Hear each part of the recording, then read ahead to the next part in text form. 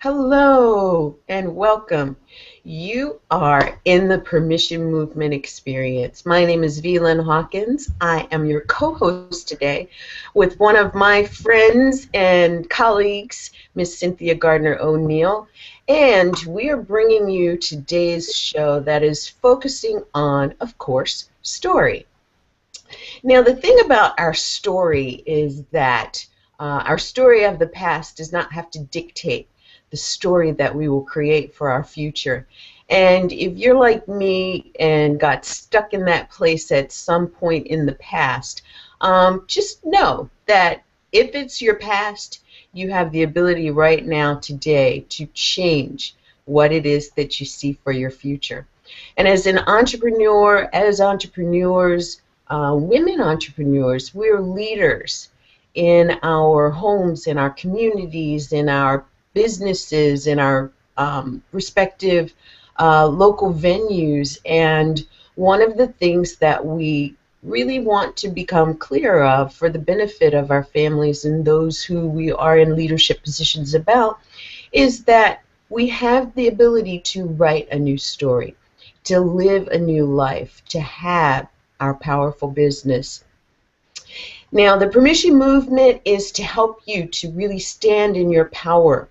And the co-authors of the soon-to-be published Permission to Be Powerful book are bringing you this event, which is coupled with a larger nonprofit cause. And we're calling it the Permission Movement. It is actually been designed to support a literacy and authorship outreach project called the Permission to Win Outreach Project. And to become a part of it is easy. Go check it out at permissionmovement.org. One of the things that we are going to do is turn the book into a study guide and a leader guide so that small groups of girls and women can study the Shiro's journey, not just for the inspiration, but each co-author was tasked with bringing you at least one strategy, one tool that they used as they were on their journey, and that helped them to make some major strides to improving life, to understanding who they were, to deciding who they were to become. And we want to share those with girls who are aging out of foster care, girls who are transitioning from juvenile detention, women transitioning from the prison system, women who've been mentally, physically, and sexually abused, and women who are transitioning out of the military, all who are looking at life now as being a new experience, but expressing fear or just some serious concerns about what's ahead of them. How do they create the life of their dreams? Do they even dream of a better life than what they came from? One of the really scary things that I came across in the statistics was the number of women who return to prison because life outside of the prison walls is something that they don't understand how they can change to be different than it was before they went in. So help us to bring this project to fruition by being a donor or sponsor to help create these study guides and promote this project, because each girl, each woman that goes through this program is able to submit her story and become a published author in a book called Permission to Win.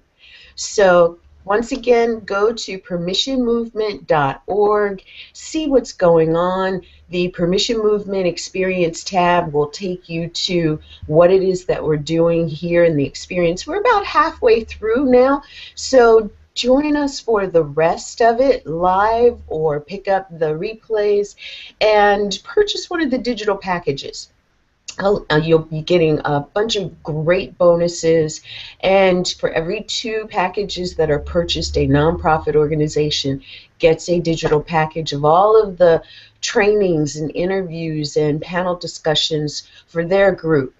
complimentary from the Permission Movement co-authors and from everyone who has purchased a package. So with that said, I want to get into this whole topic that we've got in front of us today. EQ and your intelligent heart story, your heart intelligent story. What does that mean? What really is EQ? How does EQ affect my story of the past, your story of the past, and the one that I'm writing for my future? We have today my co-host, Cynthia Gardner O'Neill. And Cynthia, would you like to introduce Matt? Absolutely. Now, Matt PERELSTEIN and I have come together in a way, that is rewriting our story. About us taking action and following our heart's desire, the emotions. I'm going to go into the EQ intelligence. And EQ emotional intelligence. My emotions were constantly working along with me because I always followed my heart as to what is going to help me live a more meaningful life. And it took me to meeting Matt PERELSTEIN. I was out searching for more information about the heart and the smart heart and information about our emotions and how I could really understand them and make my life more meaningful. And I came upon Matt PERELSTEIN. And I am so blessed to have the opportunity to be working along with him today, bringing him and his information and his passion and his emotions to the world in the way that only, that my story joins his. And the same thing with Lynn. We came together, from a story of following our passion. Trying to figure out what we could do for the world, because leading a more meaningful life creates a more, not only the more meaningful life for yourself, but you make a difference with others. So I want to welcome Matt today, and because he has some amazing stories, and his life has been very inspirational for me. And so I'm turning it over to you now, Matt, because you are amazing. And I don't know, Lynn, if you want to say anything more about... Well, I would love to let our audience know a little bit more about Matt. I want him to tell us more, but, it was really eye-opening to me, having been a student of personal development, to see this guy who we affectionately call the EQ dude, who's been an advocate for personal development and emotional intelligence for almost 30 years now. He's a highly regarded teacher and a trainer in the field of personal growth. And, he's watched this particular premise and the term EQ really evolve and emerge into a level of conscious focus that now benefits children and parents and leaders of world organizations and countries and entrepreneurs. And he's actually taken all that he has done with respect to all of these individual platforms, and now he's focusing some effort in the realm of entrepreneurs. And when we started talking, and he said he wanted to do this, we jumped all over it, because expanding the focus into the world of entrepreneurs means that he's touching another segment of leaders and team leaders and community leaders, project leaders, parents, grandparents. And this information actually, I wrote a little bit about it in the description. There are certain distresses that entrepreneurs face that are not uncommon to the rest of the world, but things like depression and suicide and addictive personalities and suffering from PTSD and trauma, and just some of the challenges that high-performance individuals face as they are high performance individuals. We're actually going to explore some of that today because everything that I talked about happens in the world of entrepreneurs.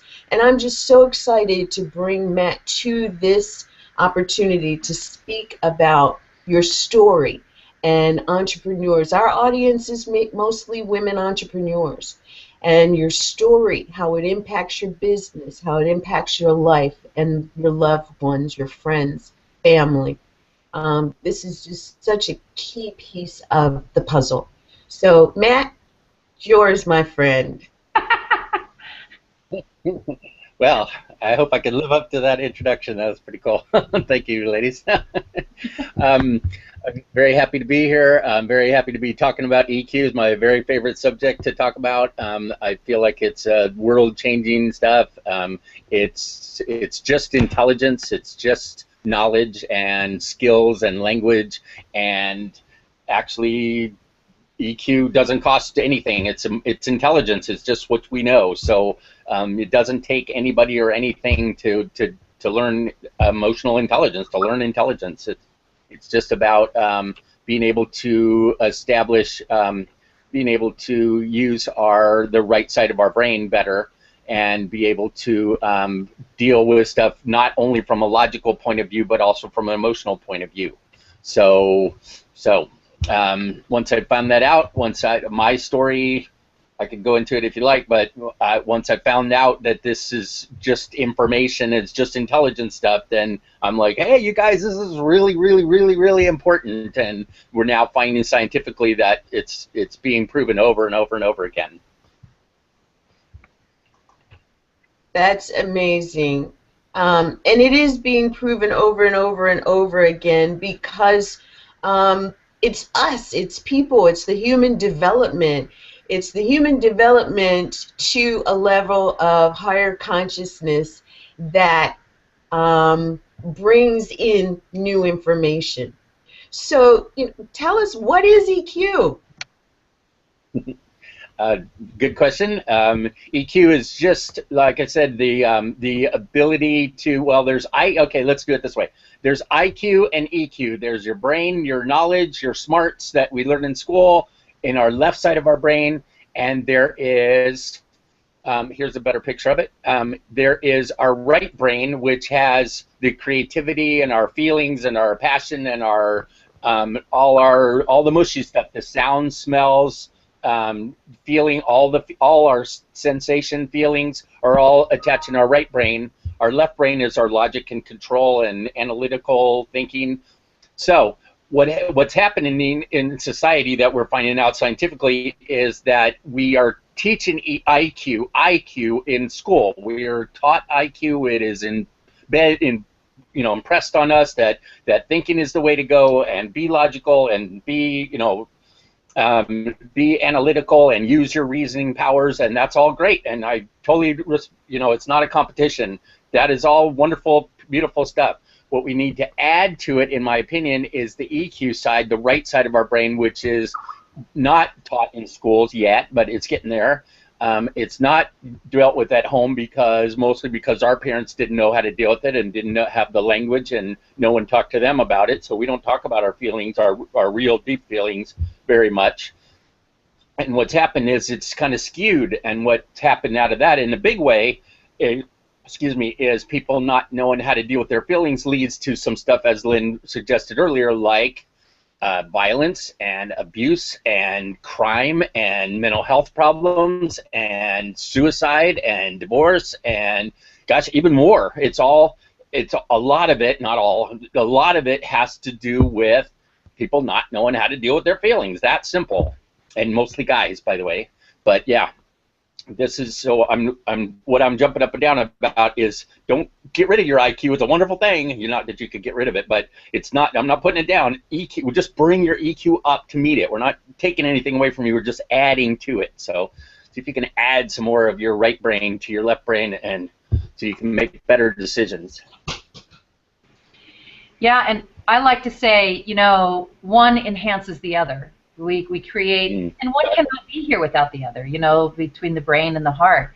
And it's just important for us to start realizing that we are whole. We are this whole being, and the brain and the heart and all parts of us are here together to work in a way that complements and enhances our whole of life.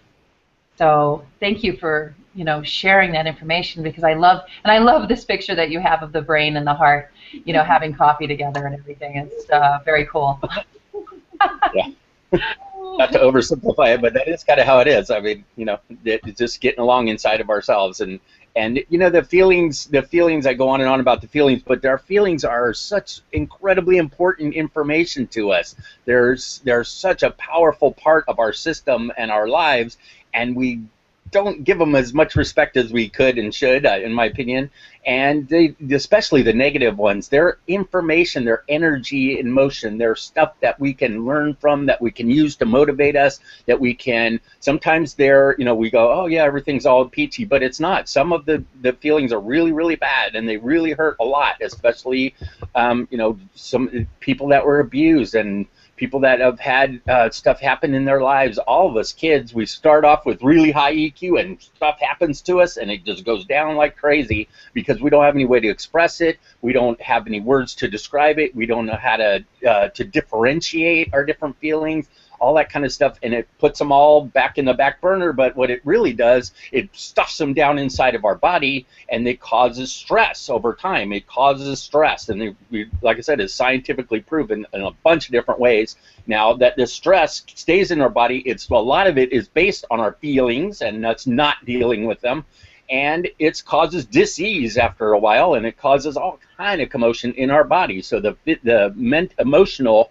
can affect the physical big time.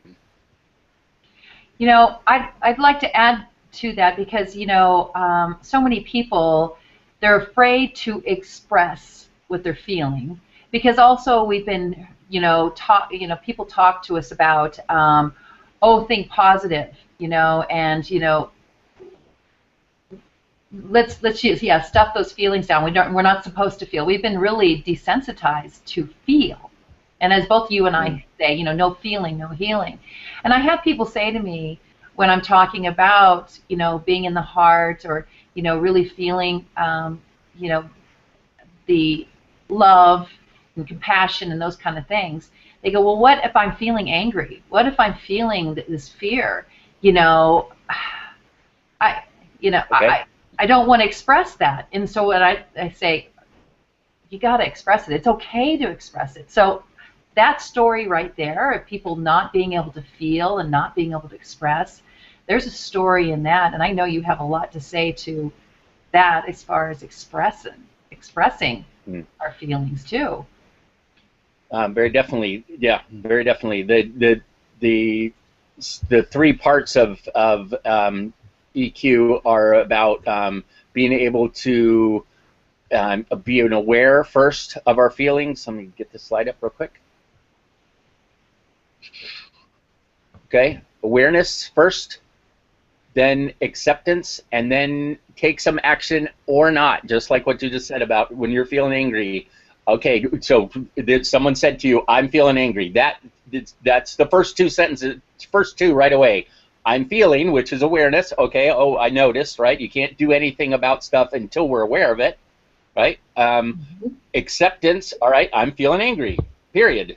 I'm feeling angry. It's not a big deal. It is how it is. It's acceptance. You just accept that it is how it is. Now, what are you going to do with it? What are you going to do with it? What kind of action are you going to take or not take because of it? Like you said, Cynthia, is that it's okay to express it? Well, yes, it is in certain circumstances, in the right way, with the right people, in the right environment, all that kind of good stuff. So you do need to take some action with it, but you maybe not right this minute, and maybe not with your customers, and maybe you want to hang on to it for just a little bit longer and then go home and do it in a safe place or in your car or wherever, kind of thing.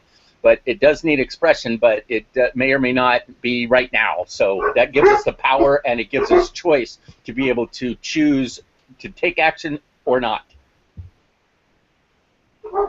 Nice. I love that. I remember when you and I were having a conversation about that kind of expression, and and about, providing a safe place for yourself.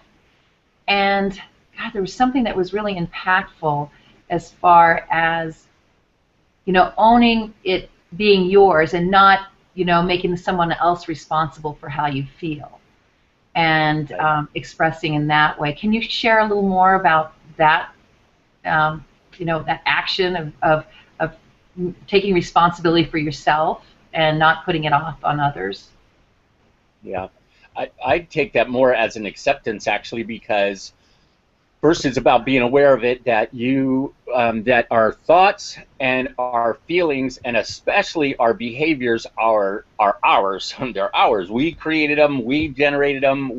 They're based on our DNA. They're based on our environment. They're based on our story that we tell ourselves. They're based on our history, and all that stuff makes a thought. The thoughts make feelings, and together the thoughts and the feelings end up being behaviors. Here's a little something like that. Behind every behavior is at least one thought and at least one feeling. A lot of times there's a ton of them, but a lot of times we're aware of the thoughts. We're not so much aware of the feelings, and if we put them both together, we can make better decisions. Like I said, have a more complete information. So yeah, but emotional responsibility that you were bringing up, if you can take that leap to say, my thoughts and my feelings, and especially my behaviors, are mine. They are mine, mine, mine. I did them. I created them. I generated them. I can, and I can undo them. I can change them. I have power over them. I have some control over them. I can then have some power and control over my own life. Otherwise, like I said, I'm a whiner, blamer, victim, give away my power. Not good. And people that, like Lynn was saying earlier, people that have been abused and been violated and that sort of thing, power was taken away from them. A lot of girls and young people, you don't have any choice. They didn't have a choice when it happened. Now they do. Now what you do with that information, you got a ton of choices. But when it happened, you probably didn't have much choice. And that's kind of an acceptance too. It wasn't, a lot of times people take it personally that, oh, I must have been bad to have this happen to me. There must be something wrong with me. I must be dirty. All that kind of terrible stories that we tell ourselves are probably not true. They're probably not true. They probably had nothing to do with you, and had everything to do with the other person. But we tend to personalize them and make it into a horrible story, into a terrible story for ourselves. And we can change all that. That's a beautiful thing with some work, with some emotional work. Yeah, Lynn, I know you. I feel you wanting to say something. Yeah, me too. I'm trying to shut up so Lynn can talk. I'm like, come on. No, actually, this is beautiful. When we talk about story, you get to a point where you say, yes, this happened. Yes, that happened. Even in my business, I can't tell you the number of entrepreneurs that had been impacted by the downturn in the economy in 2008, and today they are still struggling, or they're just coming back. Yet what has happened is it created such a fearful platform for them that they're having trouble moving as soundly, as quickly as, business owners, especially entrepreneurs, are risk takers. And to be an entrepreneur and not see ahead of the next step, like playing the game of chess, you want to see 2, 3, 4 moves ahead of you, really puts you at a disadvantage when you don't see that, and you're stuck in the illusion of, I have to be safe. I have to, my past has taught me something, but you interpreted it based on somebody else's value system versus your own, or expanding to see where your value system really is, because there are times when we really should question that. And I love how you said about the information, the additional information coming in, becoming aware. Yes, that is so key. You cannot change that which you are not aware of. And a lot of times our belief systems are exactly those things. Now, EQ is, the whole emotional intelligence realm. Starting with awareness, how would somebody look into their story to become aware of those things that might be hindering them from looking forward to writing a new story, writing a better story? That's a good question. I don't have a slide for it, but what we do, and we do an intensive weekend workshop we've been doing for like 30 years, as Lynn said, and we'd ask just 3 basic questions, and to start things off: who or what hurt you the most? Who or what are you angry at? Who or what are you most afraid of? Right, the three biggies.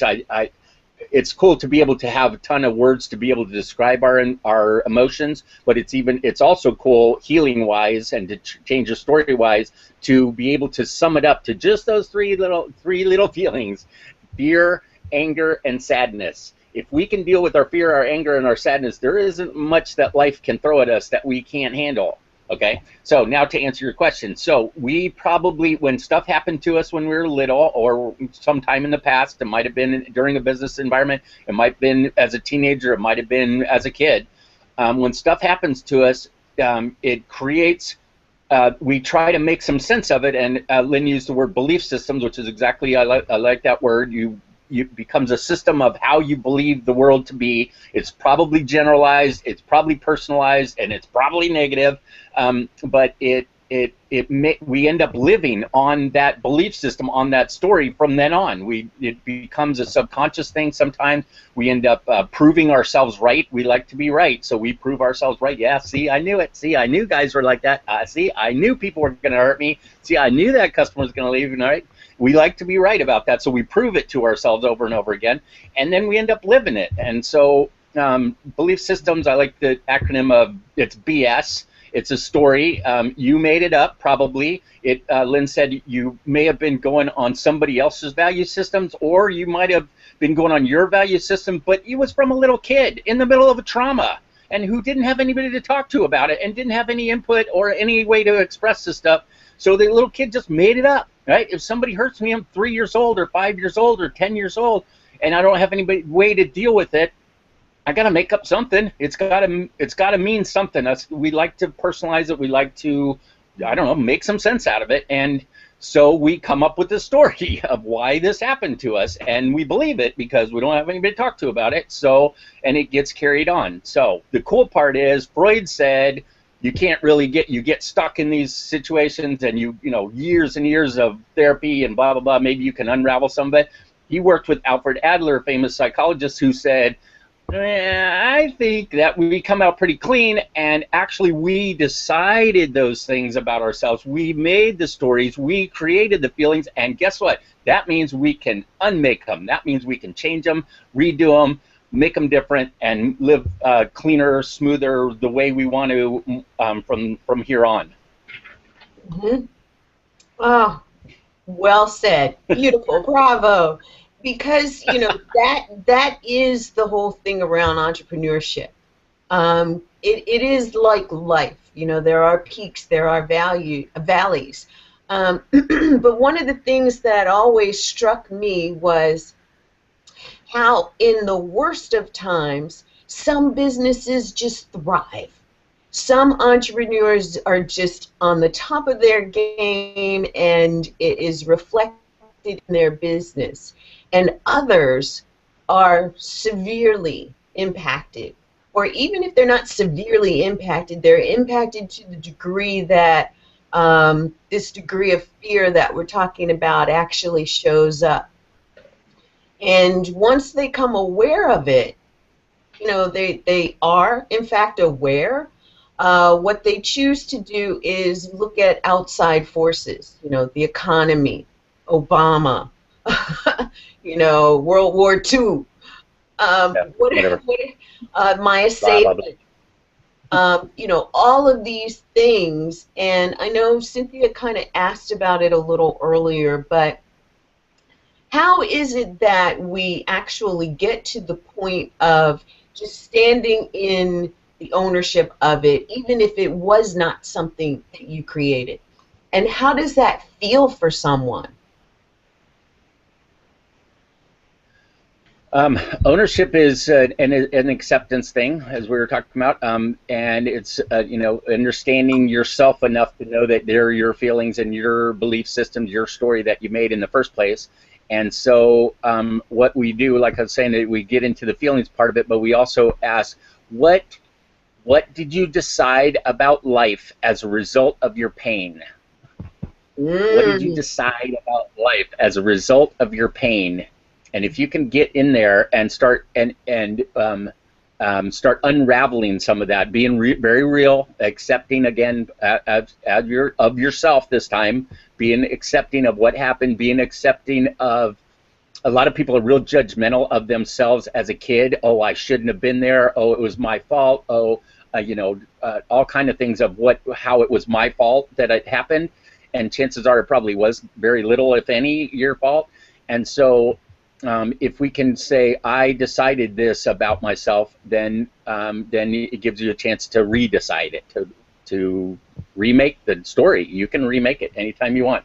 There's, I don't know if you guys have heard of Landmark Education, Landmark Forum. It's been around they've had 2 million people go through these workshops.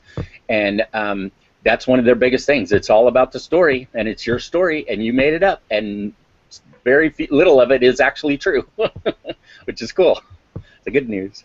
It really is. I remember my own story. My dad died when I was 7. My mom remarried when I was 12.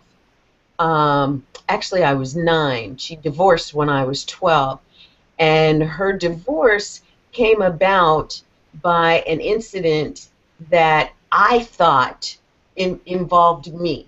Well, the incident did involve me, but what I did not realize is they were having problems before and they were having more problems after. So it felt like to me that, I was the initiator. I started all of that, and their divorce was my fault. And, not being able to express that as a 12-year-old, it became something that no one thought to tell me it wasn't my fault. I am not responsible.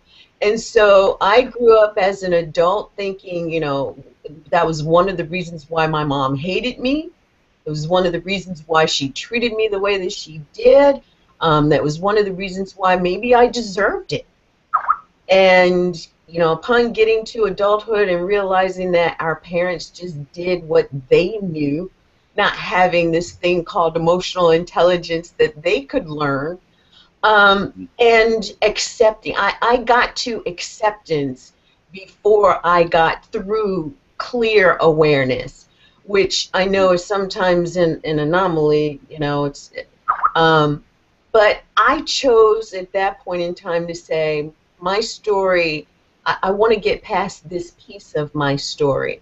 And it was easy to accept that mom just did what mom did because mom was mom, and I don't have to do that to my kids, and I don't have to stay in this place of blame and shame for myself. And I know that as entrepreneurs and women entrepreneurs, a lot of women actually move through this process, and then there's still issues because the awareness piece hasn't really been resolved. And Cynthia, Cynthia introduced me to this thinking around, I used to say I'm here to help resolve this. I'm here, even for myself, there were resolvings to be done. And she was like, yeah, resolve.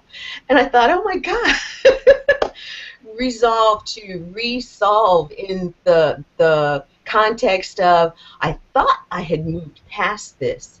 But there are some awarenesses that have come up that I now get the choice and opportunity to resolve. And so tell us a story about someone that's gone through the program with you that really thought they had themselves cleared of certain things, yet going through this, they realized a little more. Well, I can tell you we've had over 2,000 people go through, so I can tell you some amazing stories, and that some of the stories of what people do to each other, oh my gosh, just unbelievable. And some of the war stories and some of the abuse and all that. But okay, so the best story I know of, sorry, I got doggies barking. Best story I know of is mine. So yeah, so Um, when we were growing up, my dad was in the Air Force, and we moved all the time, and it was really hard. It was very, very painful, and I thought it was me. I thought they were leaving me. I don't know where I came up with this, but they kept leaving, and they were leaving me. I mean, it was my friends. I was either they were leaving or I was leaving, and it was very difficult. And I had a really hard time making friends um, and coping actually. And actually, around like 16, I end up hanging out with. We had moved again. I was had made some decent friends in Germany, and we moved again back to Virginia, which was Germany was like a real controlled military, everybody was cool kind of thing mostly. And to Virginia was Northern Virginia by Pentagon was this huge city, and there was 5,000 people in our school, and I got completely lost there in high school, and I ended up hanging around with the wrong people because they were, hey, they'll accept me, okay, I'll go. And I got into all kinds of yucky stuff, including getting molested and drugs and all that stuff. So I was a mess as a kid. And when I got introduced way later, I ended up going through numerous jobs and divorce and all this stuff. And later I was introduced to a program similar to this out of Boulder, Colorado. And when I was able to see that I wasn't actually broken. I wasn't actually all that disorder, have all these disorders and all this mess. It was really just a bunch of feelings that I had inside of me that I needed to express really badly. And my parents didn't know how to do it. My dad, I talked to him later about it. He's like, I wouldn't know a feeling if it slapped me upside the head, is what his exact words. He says, my dad, right? And I'm like, yeah, that's true. Good point. So they didn't know, and they meant to, but they didn't know. And so once I found out some of this stuff, and I'm like, God, you can change this stuff. It doesn't have to be, I'm not necessarily the problem. I'm not the answer, but I'm not the problem. I'm not the people are leaving because they're leaving. It's reality. And there's so much I can do about it. There's so much I can't do about it, but I don't have to be shameful, like Lynn was saying. I felt full of guilt and shame, and I looked down all the time, and I stay away from people, and it made me eating and drinking and all this stuff, and certainly didn't help my business any. I'm trying to make something of myself, and not being able to succeed because I got all this shame. I can't even look people in the eye. How are you supposed to sell something to them and you can't even look them in the eye? I'm like, come on, this personal stuff affects your business every day, in every conversation. How do you work with people? How do you communicate with them? How do you express yourself and bring people to you rather than pushing people away? That kind of thing. It sounds kind of mushy, but it's so critical in my opinion, and it changed everything for me. Yeah, and it also, from what I'm feeling right now, is definitely for myself and my own story, is finding that value and worth inside myself. Definitely. That's huge for being able to go out and know your value and say, this is what I charge, this is what I'm doing. And when we're not feeling that value within ourselves, other people aren't going to feel it either. They're going to wonder, right. Well, gosh, do I really want to hire this person? Do I really want to, do business with this person? I don't know what their value is, because you're putting that out there, that you're questioning your value. So all of that stuff, yeah, and it just stays with us. So that's the beautiful thing, as you said, we can change it. I love a quote by Rumi. He says, "The cure for pain is in the pain." Mm-hmm. Oh, that's nice. Who said that? Rumi. Yeah. So that speaks right there. I also recently heard someone. Gosh, I can't remember where it was, but they were talking about, find the opposite of what destroys, and that comes very close to me, because in my programs of Harmonics, one of the first questions that I ask people is, what would you rather have instead? So in our stories, we have these stories that we can't seem to think that we can get through them. And when I ask the question, what would you rather have instead, what's beautiful about it is it's not a lie.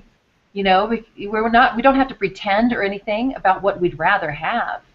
And it really opens the door for people to have more freedom to just explore what they'd rather have instead. And it takes them from where they are in the discordance, and they find the opposite.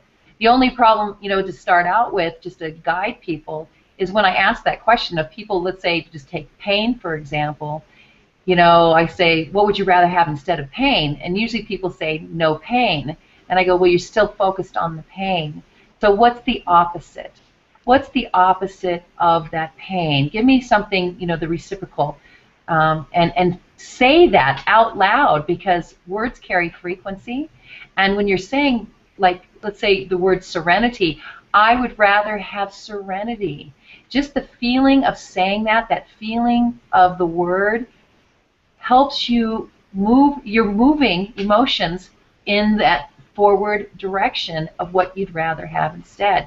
So again, that most recent information I found that says find the opposite of what destroys, that's the same thing about what I'm saying. What would you rather have instead? What's the opposite of what is hurting you? So. Okay, that brings up something I don't think I've even shared with y'all, but this is, if I can share this real quick, this answers both of what we've been talking about. This is one of the, can you see this worksheet? Yeah. This worksheet, what we'd use in class. Okay, what happened? Events happened to us as kids, right, or younger before today. What happened? So what did you decide about that? That's the belief systems that we were talking about, the meaning. I am not, life is, the world is, men are, women are, that kind of thing. Big negative generalizations usually. What did you decide about life as a result of your pain? Okay, next, what is the pain? The pain, the answer to the pain is in the pain. I like that. That's great. How did all that make you feel? Okay, so here's your feelings. So here's your thoughts. Meanings are thoughts. Feelings are feelings. And what did you do with all of that? Now you think all these things and you feel all these things. What do you do with that? Well, I hid. I had my head down. I didn't trust me, so people didn't trust me. That kind of thing. It didn't go well. So now here comes the other side of that. Or here comes down the bottom. The same events happened. It still happened, right? It still happened. But what could you believe about that? I am not as bad as I thought. I am not the problem. I am lovable. I am acceptable. I do have some value in the world, that kind of thing. What would that make me feel? Well, that feels pretty good. That feels pretty cool. That feels really neat. And so I'm probably going to have some different actions and behaviors based on that. So this is kind of the real basics of how we do it. Here's mine filled in too if you're interested. But give you kind of an idea of what we're talking about. Love that. So you can redo all this stuff. Seen it happen so many times. Wow. Thank you for sharing that. Yes. Wonderful. And I guess the other real key to focus on is what's the current behavior that's being exhibited. And if you feel like you're holding back, or I remember telling Cynthia not too very long ago, we've been working together really now for almost a year. And I know it's been a few months ago since then, but I happened to say, I have been one of those who just was not going to tell my story. I was, still in the place of thinking and believing, the belief system is my story. While it's not as bad as some that I know that my heart just goes out to. It's still something that I felt the shame and the guilt and the, if people don't know this about me, they won't judge me, thinking around that. And I don't know what it was, but one day I just said, and maybe it was really about coming to grips with this whole idea of story and how important it is to really be able to communicate your story, because that opens the door for the know, like, and trust factor to be elevated so that people do want to do business with you. And while I've had a lot of clients and clients who become friends, many of whom to this day still don't really know my story. They know my story of business. They know my story of success. And I really felt like the other piece of my story was something that I was just too embarrassed to share. And I remember, actually, I think telling Cynthia was the first person that I ever told, a few years ago when I first started, and I was teaching about teaching people how to write their business plan. And I have this thinking around how to teach the financial piece. And a couple of my friends just started talking about how they saw things so much differently after taking that training. And one of my friends says, I'm just going to start calling you the money girl. And I thought, okay, it took me a little while to come to grips with that, but as long as I could explain that as I teach money in the business plan and money in business, and then I'm thinking, I'm the money girl sitting here with almost no money, money in the bank and, overdrawn and all this stuff. I'm like, part of me said, you're a fraud. Part of me said, you're a liar. Part of me said, what is wrong with you? Why would you even tell somebody that? How can you be the money girl? And I told Cynthia then, I said, I knew when I first accepted that I would even stand in the space of being the money girl that it was going to come to me. Not only the lessons, but the awarenesses that were buried so deeply. And I really appreciate what EQ is doing, what you are doing in the trainings that you're having to help people to really go through this process, because you make it so much simpler to do it with help. You make it so much easier to do it in a safe environment. You make it so much quicker because there is focused attention without judgment. And in teaching people what it is that you do to get through this process, how do some of these people actually deal with being in the space of judgment and resolving other people's judgment of themselves, but their own self-judgment? Well, judgment is a thought, so it's not a feeling. Judgment's a thought. So again, we're distinguishing these, right? It brings up a bunch of feelings, but it's actually a thought. So we have pretty good control over our thoughts. Actually, we would like to believe that we don't, but we do, because we can do it all day long at work and school. We manage our thoughts pretty well, usually. And the thoughts create the feelings a lot of times, sometimes the other way around, but a lot of times the thoughts create the feelings, so we can change all that. And unraveling judgment, to me, the opposite of judgment is compassion. It's understanding that it is how it is, not that you're bad because of it, or not that it's horrible or whatever. It just is how it is. It's acceptance and awareness and being able to let that go with compassion. So the way that we've been working all these years, and like I said, we're doing this, taking people back in their childhood and such. It seems to me what's happening is that self-compassion and self-love and being able to, for big U, I call them big U and little U. There's big U, which is me now, and there's little U, which is you back then, right? If big U can accept little U and not have the judgments and not have put all this crap on little U, if you guys can become friends and become a team and become, create compassion and love between you, that's the core of compassion and love outside of you too, outside with other people as well. Self-compassion or self-empathy is the beginning of empathy, and love is started with self-love. So if you can go back and see from the kid's point of view, not from you as a judgmental butthead adult that is looking for things wrong, you look at the little girl and look at her and see, like another little girl, would you judge another little girl if that had happened to her? Probably not, but you're judging yourself, right? Come on. If you can see that little girl and look through her eyes at what she's looking up at, these huge adults and this huge situation, and not knowing what the heck's going on, and understand really what's up with her, it's not, it probably wasn't her fault. She's probably not malicious. She probably wasn't a bad person. She's probably not broken. She's probably not unlovable. She's probably just scared and little and doesn't understand. And if you can jump over on her side, being you, then you guys can never be alone again. You guys can have some compassion and understanding for yourselves, and you can love other people, and you can bring it out there to the world, and you can make stuff happen so much better. I love that. You know, about being that little girl, you know, that innocent perception is what, you know, I love. Yeah. In harmonics, that's one of the first things I also teach is that about our perception.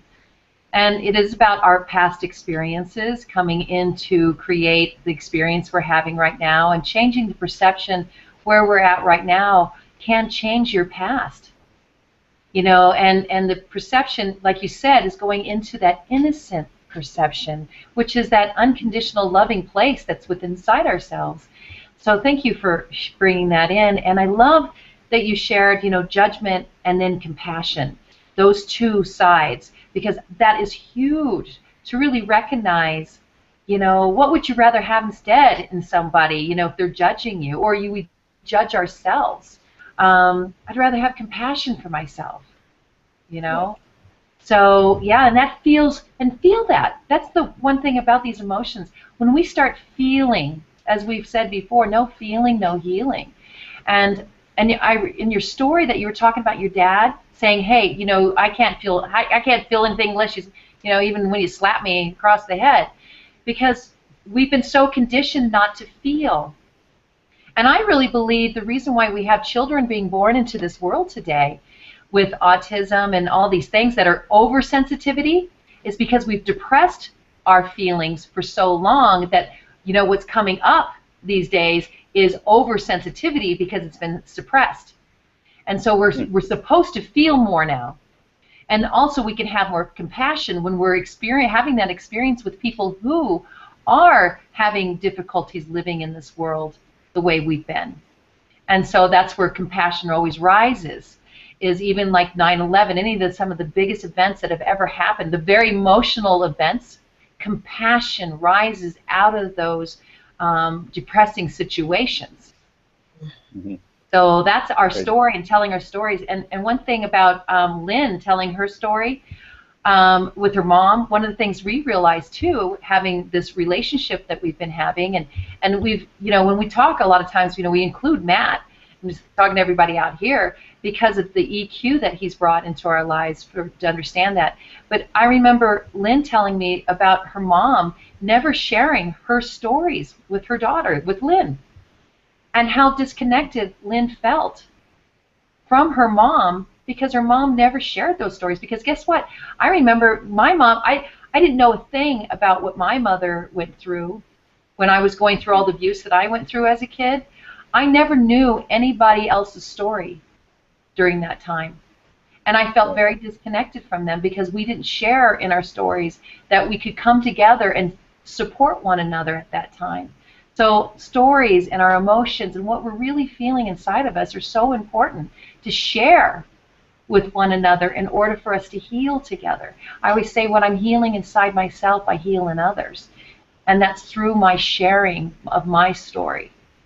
I wouldn't have hooked up with Lynn or Matt if I hadn't come out and said, here's my story, here's how I feel, and I feel what you're sharing with me. And I want to be a part and join in with you so we can make a difference in this world. Nice. Let me throw out a quick distinction, too, that helped with the compassion thing, is the difference between judging a behavior versus judging the person, right? That might have been a bad thing that I did, or it might have been something I'm not real proud of that I did, but that doesn't make me a bad person. There's a big difference. Same with disciplining your kids or yourself or whatever. You look at the difference between a bad action versus a bad person. Huge difference. Yeah. You are so right. And now that I am in the position of being, you know, one of the caretaker again, of my grandson, I feel like I'm back in the single mom stuff, but with my daughter here, it's been us forming a new family nucleus and learning what I have learned about myself, telling my story, I've been able to connect with my grandson. I remember one time when he was just having such difficulty thinking about his father, my son, being gone. He said, "Me, I'm just so sad. My dad's gone." And I said, "Buddy, I know how you feel. My dad died when I was 7, and I know how lost you can feel. But you know what? I'm here, and we can talk about it.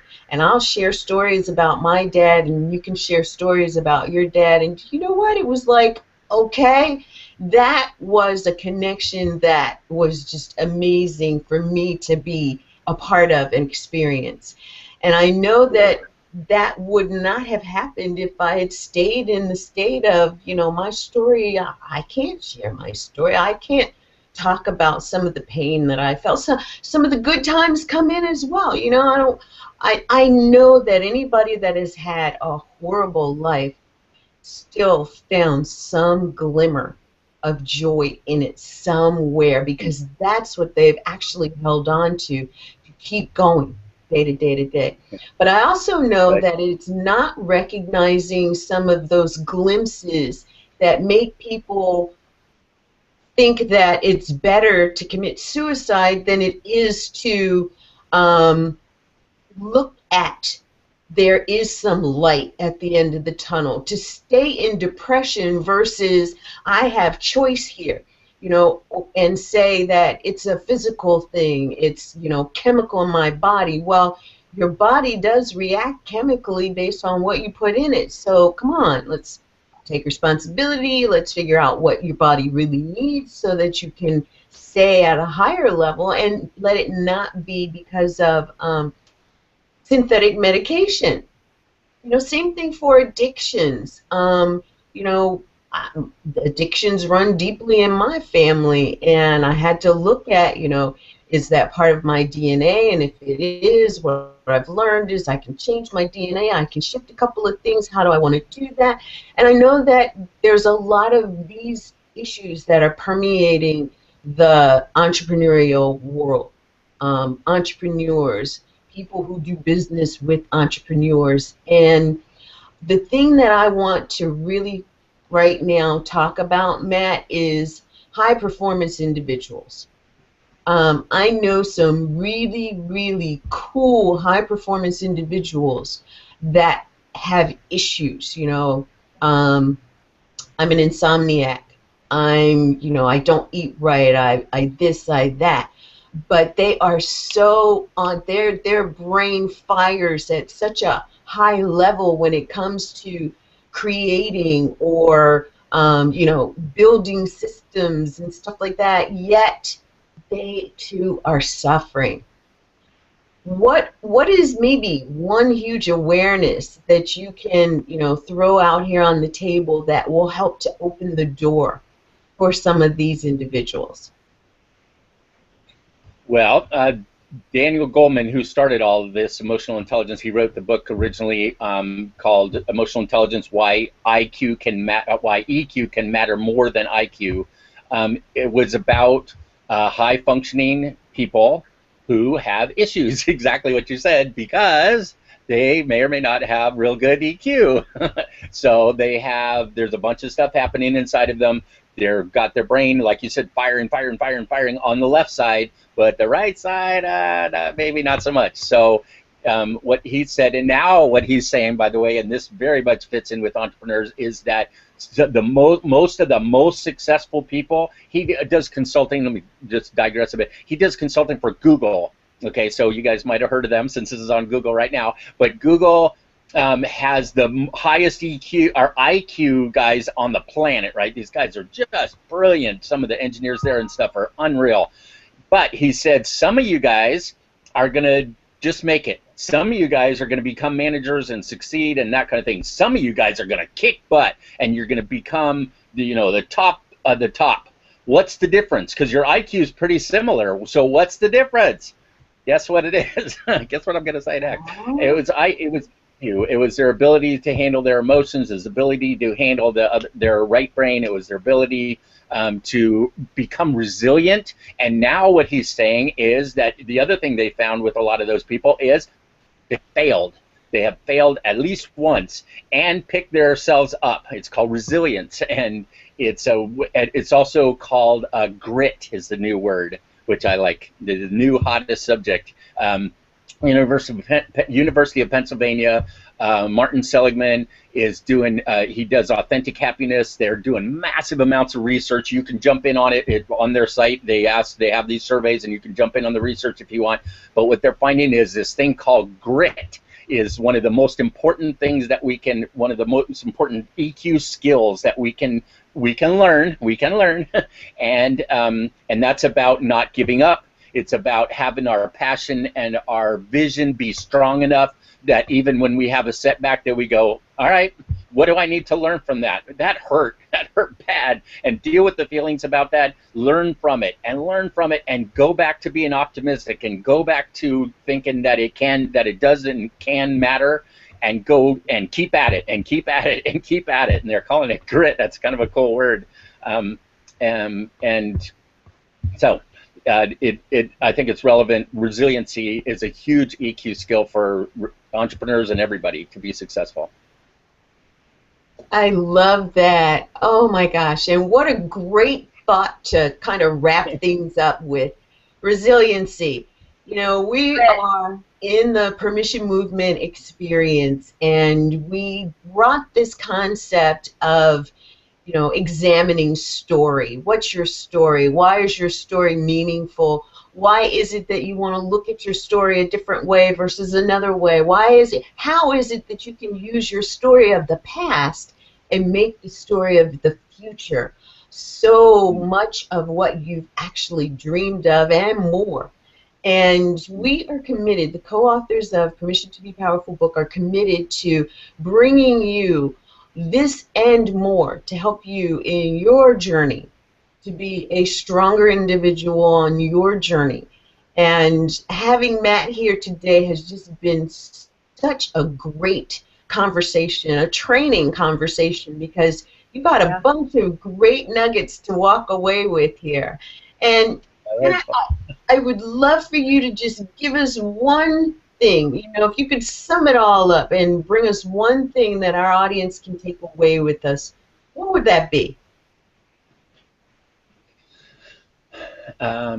Probably the biggest thing is that I guess happiness is a choice, and a way to more practically, no matter what is happening outside of us, we can have control and power over what happens inside of us.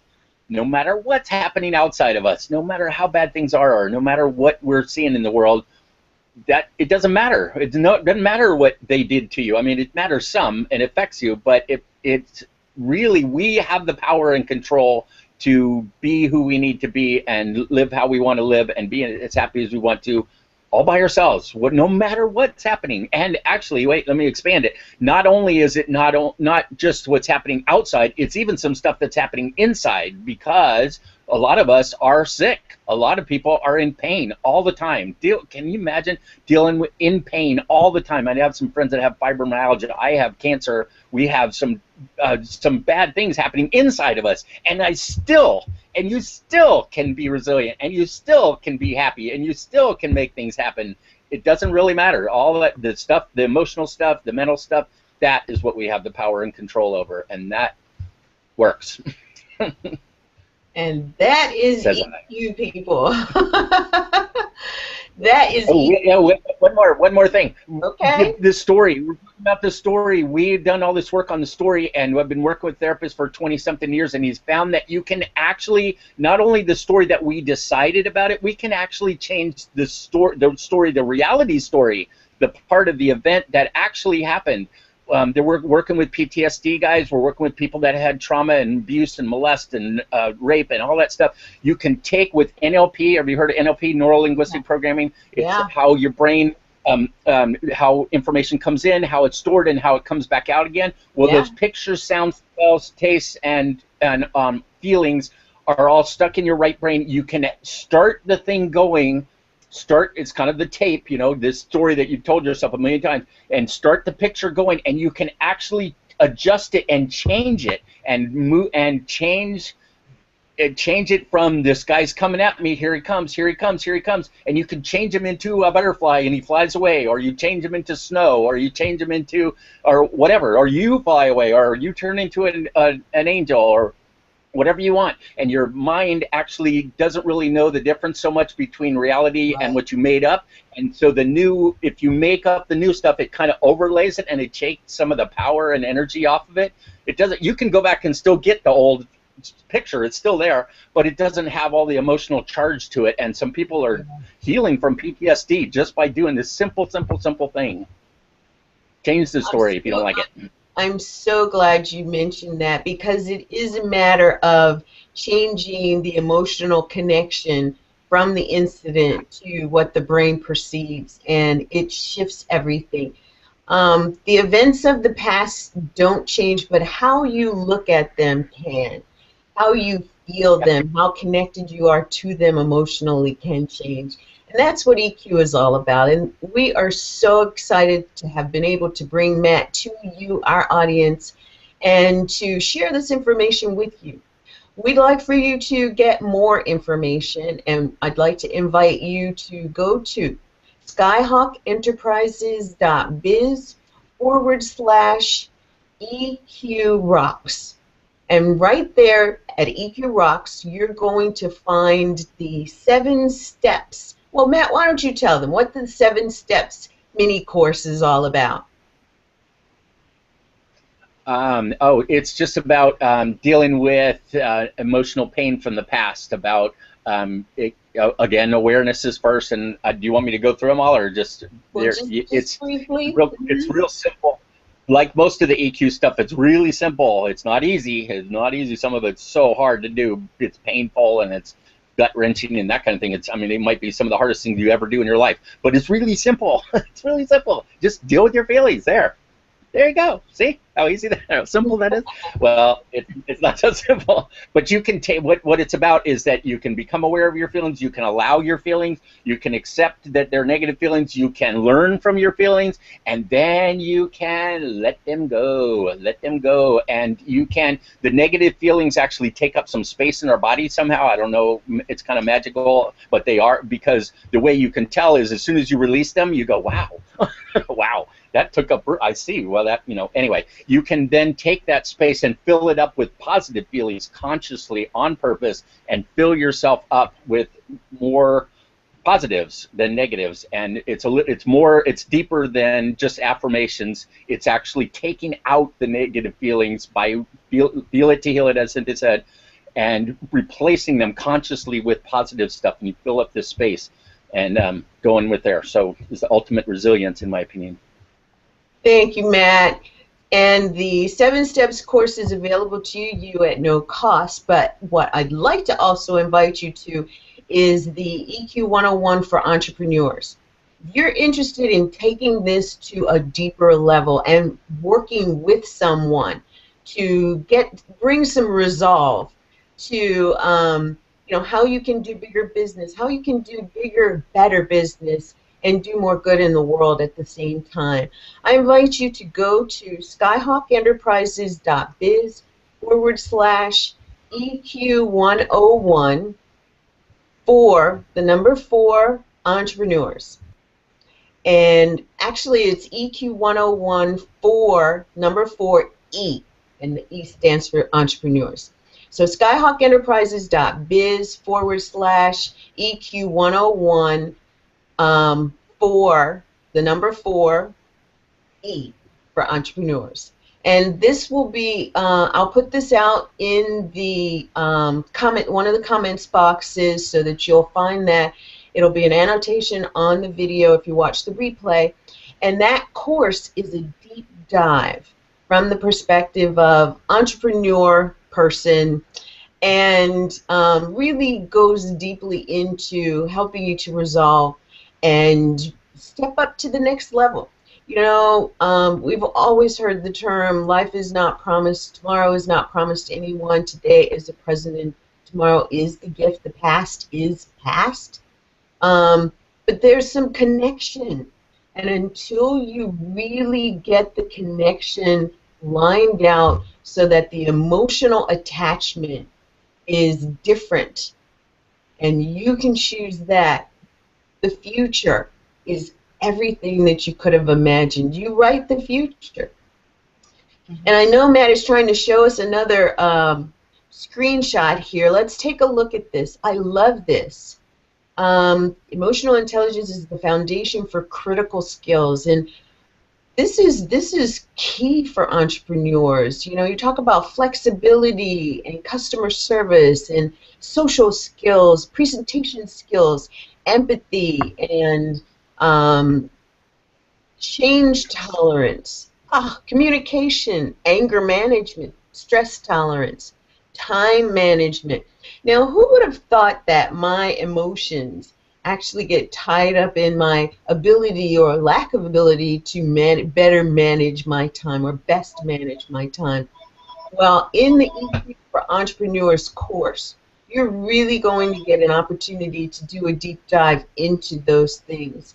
And I would like to invite you to take a look, to be a part of it, to really go through those steps involved in EQ learning, the 4 steps to learning through EQ, 3 steps to good emotional health and good emotional healing, healing negative feelings, practicing relationship skills, because it is in relationship skills that you become a better communicator, and the whole aspect of empathy and self-love actually get examined.